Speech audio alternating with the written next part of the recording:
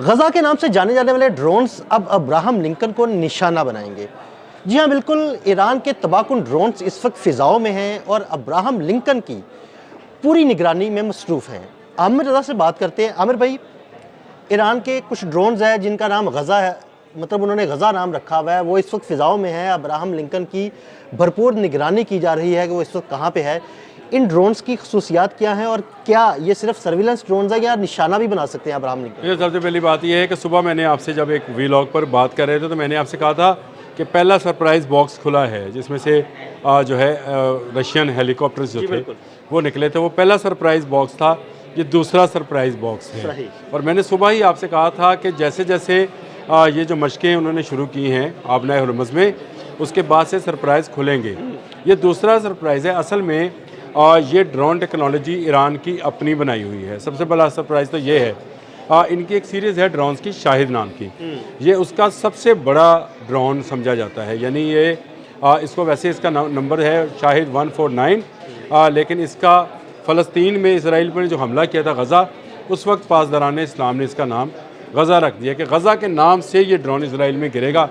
अच्छा, ये वो ड्रोन है जिससे इसराइल भी खौफज़दा है। इब्राहिम लिंकन पे मैं आता हूँ, लेकिन ज़रा समझ लें कि इसराइल इससे क्यों खौफज़दा है। इसकी वजह यह है कि ये 35 से 40 घंटे तक प्रवास कर सकता है बड़ी, मतलब दुरानिया प्रवास विदाउट एनी रिफ्यूलिंग। बहुत दुरानिया ये एक बड़े साइज़ का जहाज़ नुमा ड्रोन है जिसके अंदर 13 मिसाइल हैं और 500 किलोग्राम बारूदी मवाद होता है।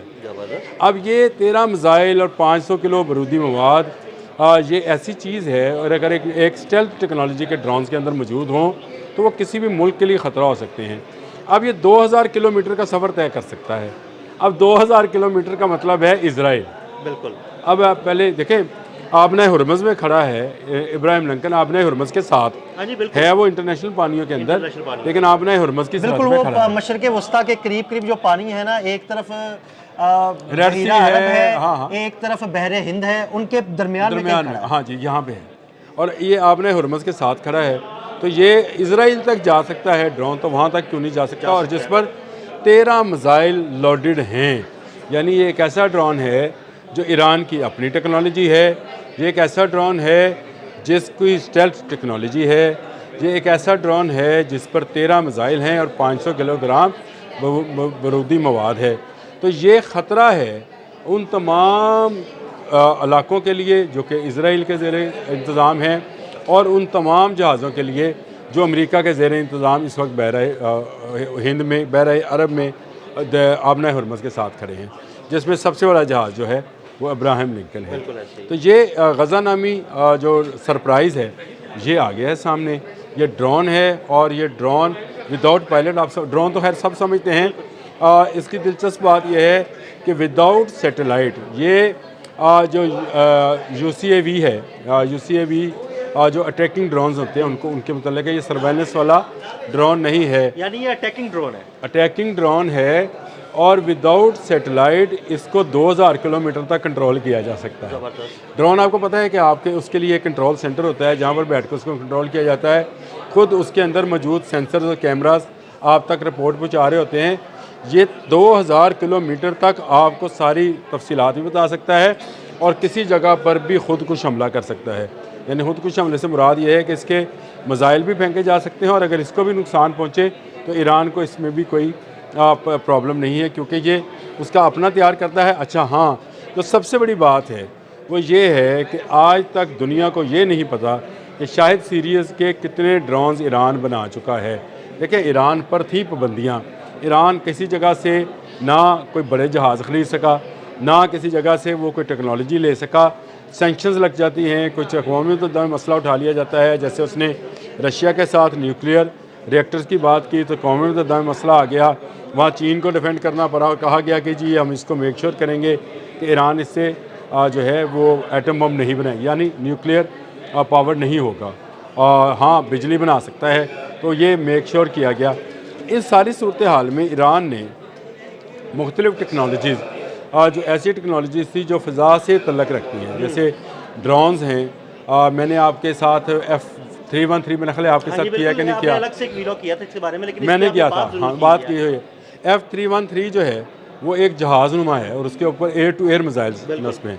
इसी तरह ये जो ड्रोन है इसमें एयर टू सरफेस मिसाइल्स हैं। ये 13 मिसाइल जो हैं ये 500 किलोग्राम बारूदी मवाद लेकर ये दुश्मन पर झपटते हैं और ये कई एक तादाद मतलब इनकी तादाद का अंदाज़ा ये सैकड़ों की तादाद में भी हो सकते हैं। मतलब अगर सैकड़ों की तादाद में ये ड्रोन्स उड़ें और अब्राहम लिंकन की तरफ सफ़र करें तो अब्राहम लिंकन कितने ड्रोन्स रोकेगा? ये मैं आपको कहता हूँ, इसके साथ 7 जहाज़ हैं इंटरसेप्टर्स जो मुख्तलिफ मिसाइल्स को रोकते हैं। जो इसराइल के ख़िलाफ़ स्ट्रेटजी थी ईरान की वो इंतहाई कामयाब रही थी और कामयाब इसलिए रही थी कि उसने मल्टीपल जो अटैक मिसाइल्स थे उनको फेंका था, जिससे उनका जो अपना आयरन डूम था वो नाकाम हुआ रोकने में। कुछ को रोका, कुछ को नहीं रोक पाया, मसरूफ हो गया, कुछ को रोक पाया, कुछ उसको तोड़ते हुए निकल अच्छा इन ड्रोन्स को जो कि स्टेल्थ टेक्नोलॉजी के हों इनका क्रॉस रडार सेक्शन जो है वो बड़ा मजबूत होता है, यानी इनको देखना मुश्किल होता है और अगर ये कुछ नज़र आएंगे कुछ नज़र नहीं आएंगे। अगर बड़ी तादाद में ये जाएँ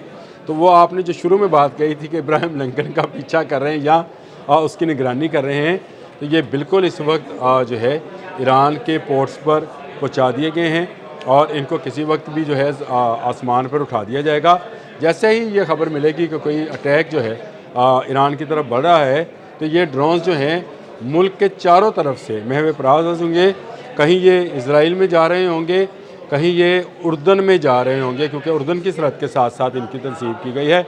और उर्दन में बता चुका हूँ कि क्यों की गई है, क्योंकि उर्दन में उन्होंने अपने F-15 ईगल्स जो हैं उनको लॉन्च किया है। अब जहाज़ के बदले में ड्रोन्स, आपको ये मज़ीद का हिस्सा लगेगा, लेकिन अगर ड्रोन्स बड़ी तादाद में हो तो जहाज़ उनका कुछ नहीं कर सकते हैं। ये बिल्कुल शायद बाज और चिड़िया का मुकाबला हो, लेकिन बहुत सारी चिड़िया हों कि शायद बाज को गिराने में कामयाब हो। इत्तेहाद में बरकत कहते हैं ना कि ज़्यादा लोग हों, ज़्यादा चीज़ें हों तो वो बड़े से बड़ा दुश्मन को भी ज़ेर कर। अच्छा, ईरान ने इन ड्रोन्स का जाल भी बुना हुआ है। यह जाल बुने उससे मुराद ये है कि ये एक ही वक्त में कई ड्रोन हवा में जाते हैं और फिर एक ही क्या उसको कहेंगे पैगाम के ज़रिए या एक ही सिग्नल को फॉलो करते हैं। एक ही सिग्नल को फॉलो करते हुए तमाम जो है ना वो तमाम जाते हैं, प्रवास करते हैं, यानी ये एक दूसरे के साथ भी इंटीग्रेटेड होते हैं। इनको एक दूसरे के साथ कम्युनिकेशन जो है वो इस लेवल पर होती है कि ये अपनी फॉर्मेशन चेंज करते रहते हैं, बदलते रहते हैं और ये सारा काम इसलिए है ताकि रडार्स को जो है भटकाया जा सके। ये देखिए ईरान की वॉर स्ट्रेटजी जो है, मैं ये समझता हूँ इस वक्त इसको स्टडी करने की ज़रूरत है, क्योंकि उसका मुकाबला एक बड़ी सुपर पावर के साथ है जो दुनिया को खुद को दुनिया की सबसे बड़ी सुपर पावर समझते हैं, अमेरिका उसके साथ है। और डोनाल्ड ट्रंप जैसे क्या उसको कहेंगे जंगी दिमाग वाले बंदे के साथ उनका मुकाबला है, या वैश्य दिमाग वाला, पता नहीं अब क्या लफ्ज़ इस्तेमाल होगा, मुझे नहीं कहा। हाँ, वो जो भी है उस पर फिट बैठती, उसके साथ उनका मुकाबला है। तो उन्होंने अपनी तैयारी भी उसी लेवल पर जाकर की है। ये जो बात है जो कि ईरानी पासदारान कह रहे हैं कि मैदान में पता चलेगा कि क्या होता है, ये बात बिल्कुल सही है। आप किसी मुल्क पर एटम बम नहीं गिरा सकते हैं, ये सबको पता है कि अमेरिका ईरान पर एटम बम नहीं गिरा सकता है और रशिया यूक्रेन पर एटम बम नहीं गिराएगा। जंग होनी रवायती है।